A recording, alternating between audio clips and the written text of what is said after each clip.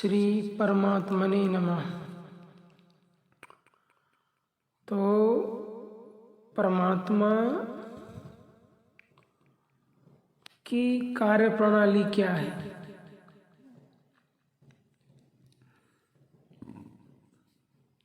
ये बात सब कोई जानता है कि इस पृथ्वी पर हमारा जन्म हुआ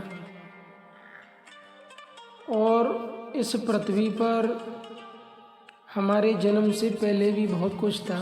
हमारे जैसे मनुष्य थे, विभिन्न प्रकार से जीवन विभिन्न प्रकार के आयामों में रूप सक्रिय हुआ और रूपांतरण की प्रक्रिया सतत जारी है। हमारी मृत्यु के पश्चात भी ये पृथ्वी रहेगी, ऐसे ही जीवन रहेगा।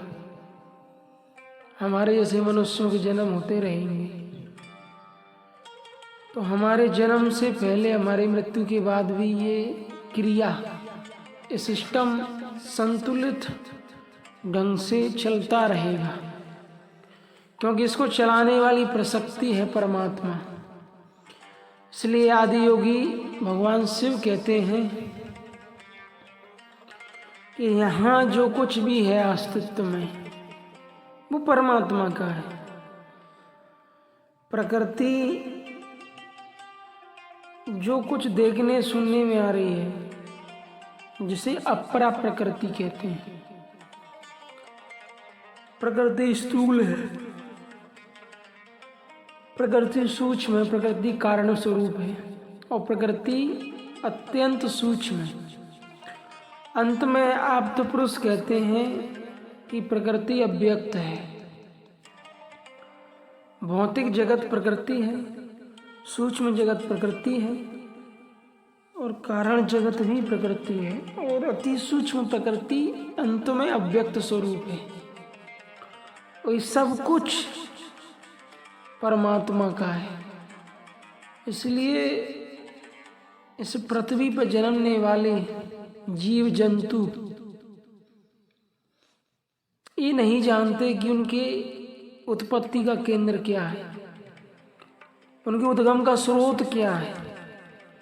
लेकिन मनुष्य ने अत्यंत योग साधना और निर्विकल्प समाधि में, अत्यंत गहरी समाधि में उतर के जाना कि समस्त अस्तित्व को चलाने वाली सत्ता ईश्वर है, परमात्मा है, अजन्मा, अनादि, अव्यक्त, निराकार, सर्वव्यापक, सर्वशक्तिमान, सर्वसमर्थ।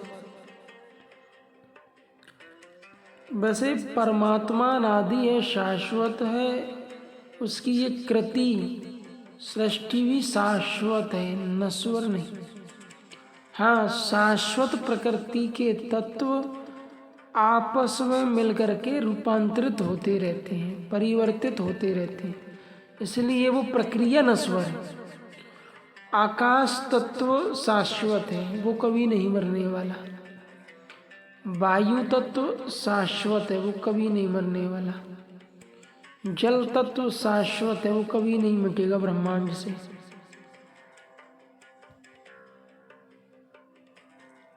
अग्नि तत्व शाश्वत है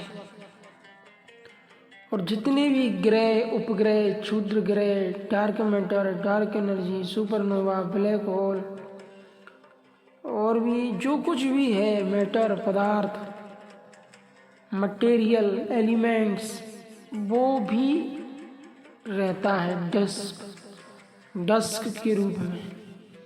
तो पदार्थ भी शाश्वत है। बस प्रकृति को भगवान कृष्ण ने अनादि कह दिया, क्योंकि आकाश कब से है, कब तक रहेगा, कोई जानता ही नहीं है।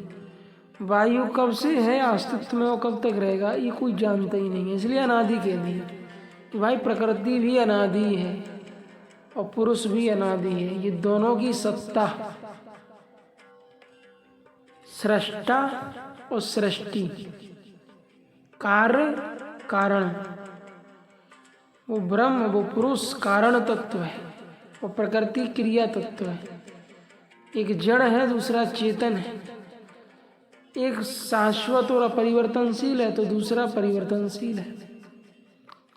ये दोनों तत्व आदि सच, जुगादि सच, ये हमेशा से ही थे और हमेशा से हैं और रहेंगे भी। अकाल है ये तत्व, काल पुरुष इन्हें बाधित नहीं कर सकता, वर्तमान भूत भविष्य इन्हें बाधित नहीं कर सकते, समय सीमा इनको बाधित नहीं कर सकती। तुम्हें कर सकती है, तुम नश्वर हो, तुम क्षणभंगुर हो, तुम क्षणिक हो। जैसे वायु का बुलबुला बनता है, फूट जाता है, वैसे जन्म हुआ और 170 साल 80 साल जिए, फूट जाओगे, तुम मिट जाओगे, लेकिन तुम्हारे बाद भी ये दोनों रहेंगे। इसलिए एक को कहते हैं माँ, प्रकृति माँ है और पुरुष पिता है, परम पिता। ये दोनों के सहयोग से अनंत जीव पैदा होते रहते हैं, विलय होते रहते हैं, अनंत यूनिवर्स पैदा होते रहते हैं, विलय होते रहते हैं, अनंत गैलेक्सियाँ पैदा होती हैं, विलय होती हैं। जो कुछ भी सिस्टम में दिखाई देता है, जहाँ तक साइंस ने देखा, धर्म ने देखा, भाई या तो खगोल विज्ञान ही देखेगा, नासा और भी इतनी स्पेस कंपनियाँ हैं, या फिर धर्म के जो शास्त्र हैं, वर्ल्ड फिलॉसफी जो चिंतन देते हैं, जो सिद्धांत देते हैं, जो समष्टि देते हैं, वो कहते हैं कि दोनों की सत्ता ही अनंत अनादि है, जो मन बुद्धि की सीमा से परे है। कोई योगी निरंतर तपस्या करके इनके रहस्य को कुछ अंश तक जान पाते हैं। ऋषि मुनि सिद्ध तपस्वी ज्ञानी ध्यानी विज्ञानी संपूर्ण रूप से प्रकृति पुरुष के रहस्य को न जान सके, क्योंकि ये हैं ही इतने व्यापक और दिव्य। हम आप और ये संसार काल कर्म स्वभाव गुण प्रकृति से बना है, समय से हम लोग बने हैं, निश्चित मृत्यु है हमारी, जन्म के साथ ही मृत्यु आरंभ हो जाती है। रोज मर रहा है व्यक्ति, हर क्षण मरता जा रहा है और एक दिन वो पूरा मर जाता है। नश्वर जगत, थोड़ा भ्रम हो जाता है जब हम ऐसे बोलते हैं कि नश्वर जगत, कहना चाहिए शाश्वत जगत। प्रकृति शाश्वत है, लेकिन प्रकृति के पदार्थ जो छोटी छोटी चीजें हैं पृथ्वी की, वो नश्वर हैं। जैसे तुम्हारे वस्त्र नश्वर हैं, तुम्हारा मोबाइल नश्वर है, तुम्हारा शरीर, तुम्हारी क्रियाकलाप, तुम्हारी संवेदनाएं, तुम्हारी क्रियाएं, प्रतिक्रियाएं, अनुवांशिक अति सूक्ष्म प्रतिक्रियाएं नश्वर हैं। तुम रो दिए, आंसू निकल आए, तुम हंस दिए, सब नश्वर है। तुम्हारे विचार, तुम्हारी भावनाएं नश्वर हैं, तुम्हारे कर्म संस्कार नश्वर हैं, और तुम्हारा मन भी नश्वर है, जैसे तन नश्वर है। क्योंकि आत्मज्ञानियों ने कहा कि समाधि में मन खत्म हो जाता है, मन बुद्धि चित्त अहंकार होते ही नहीं है। समाधि में बस बोध मात्र होता है, परमानंद नित्यानंद, वो चैतन्य का बोध मात्र होता है। तो यहाँ तो योग से जो प्रकृति है मन बुद्धि चित्त अहंकार में त्रिगुणमयी, वो पुरुष में विलय हो जाती है। बहुत छोटी सी घटना है, योगात्मक है, क्रियात्मक है, साधनगम है, लेकिन अनंत जगत में जो प्रकृति पुरुष की सत्ता है वो शाश्वत है, वो शाश्वत है। अनादि अनंता अकाल पुरुष की ये प्रकृति भी अकाल है, इसको भी काल नहीं कह सकता। लेकिन इस प्रकृति के तत्व नश्वर हैं।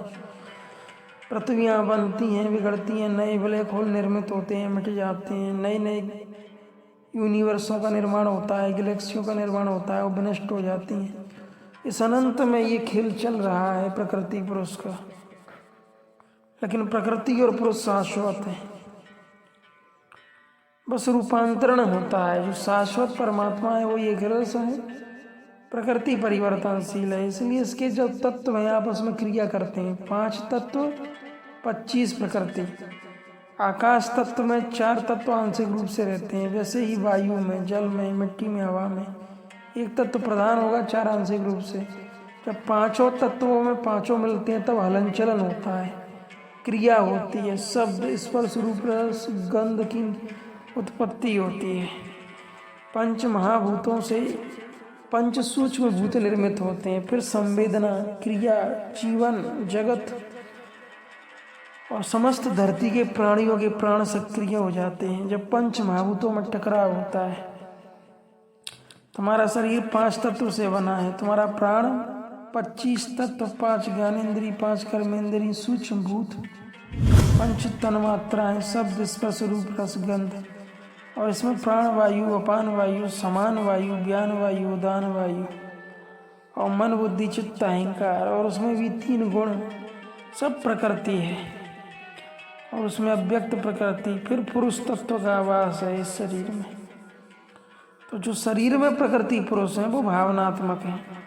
प्रकृति के जो विकार हैं, देवी आसुरी दोनों वृत्तियां विलय हो गई, अद्वैत भाव प्राप्त हो गया। ये तो आंतरिक है, दर्शन, स्पर्श, स्थिति और विलय। लेकिन भौतिक जगत में जो प्रकृति पुरुष की सत्ता है वह परम ईश्वर ही परम पुरुष है, निराकार, निर्वयव, अविज्ञेय, और वही प्रकृति जो है ये साकार है। इसलिए दोनों मिश्रित हैं। पुरुष प्रकृति से अभिन्न है, सृष्टा सृष्टि में समाया है, सृष्टा सृष्टि से अभिन्न है। इसलिए ये जगत माता पिता हैं, इनकी वंदना करो, इनके प्रति आदर व्यक्त करो, इनके प्रति सर को झुकाओ। तस्य वाचा प्रणवा, निराकार ओमकार साकार वह ब्रह्म है। उसी ब्रह्म में ये प्राण विलय हो जाता है जीव का, और वो ब्रह्म स्वरूप हो जाता है। ये तो अंदर की चीज है।